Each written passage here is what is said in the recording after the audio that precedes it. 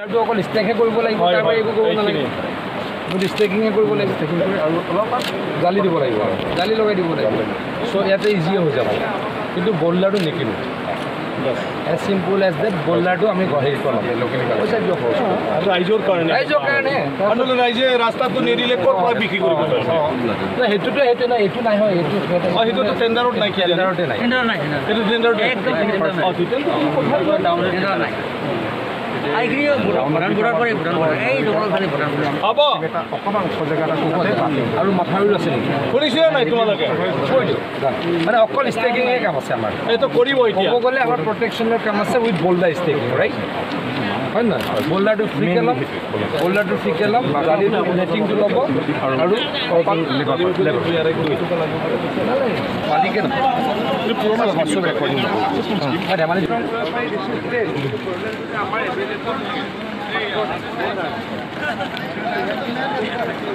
এখন খুব বেছি খৰচোতা নদী, কাৰণ একেবাৰে ভূটান পাহাৰৰ একেবাৰে তলতে আছে, গতিকে ফ'ৰ্চটোতো খুব বেছি হয় এইখিনিত।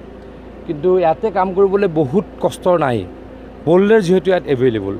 বল্ডাৰখিনি যদি আমি ভালকৈ ষ্টেকিং কৰি দিওঁ, ভালকৈ নেটিং কৰি দিওঁ, 400 মিটাৰ ইয়াৰ সমস্যা সমাধান হৈ যাব আৰু এইটো সোনকালে কৰিম। দেখিবলৈ পোৱা গৈছে কৃষকসকলে বাৰে বাৰে দেখিবলৈ পোৱা যায় তেওঁলোকে পানীৰ কাৰণে যথেষ্ট কষ্ট হয় তেওঁলোকৰ। চাওক, মই আজিতো ঘূৰি আছোঁ, গোটেই অসমতো ঘূৰি আছোঁ, দেখিছে পৰ্যায়ক্ৰমে সকলোখিনি কৰিব লাগিব। এদিনীয়া কামটো নহয়, এদিনীয়া কাম নহয়। আগতেও কাম কৰি আছিলোঁ, আমি অস্বীকাৰ নকৰোঁ যে আগতে কাম কৰা নাই। কিন্তু ডক্টৰ হিমন্ত বিশ্ব শৰ্মা ডাঙৰীয়া মুখ্যমন্ত্ৰী হোৱাৰ পাছত নতুন উদ্যমৰে, নতুন সাহসেৰে কাম কৰিবলৈকে আৰম্ভ কৰিছোঁ, যত্ন কৰিছোঁ। অলপ সময় দিয়ক, পৰ্যায়ক্ৰমে সকলোখিনি কৰিম। ইয়াৰ পৰা ওচৰতে কুলসী নদীত আপোনাৰ জালিবান বুলি এটা বান্ধ আছে, যিটো আপোনাৰ প্ৰয়াত মুখ্যমন্ত্ৰী গ'লোঁ নেকি? নাই, নিৰ্মাণ কৰিছিল, কিন্তু বান্ধটো সম্পূৰ্ণ এতিয়া খহাই গৈছে। কিহৰ বান্ধ এইটো? জালিবান, ৱাটাৰ ৰিচোৰ্চৰ, ৱাটাৰ ৰিচোৰ্চেছ নে কিহৰ? অস্থায়ীভাৱে আছিলে বান্ধটো। কি ডিপাৰ্টমেণ্টে কৰিছিল দিগন্ত বৰুৱা? মই নাজানো, মই চাই দিম কিবা থাকিলে। হা,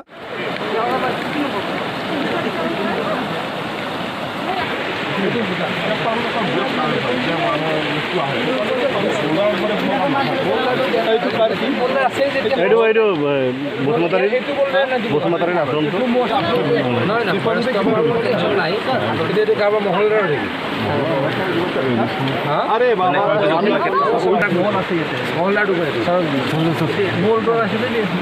এইটো মহলদাৰ কোন আহিছে নেকি?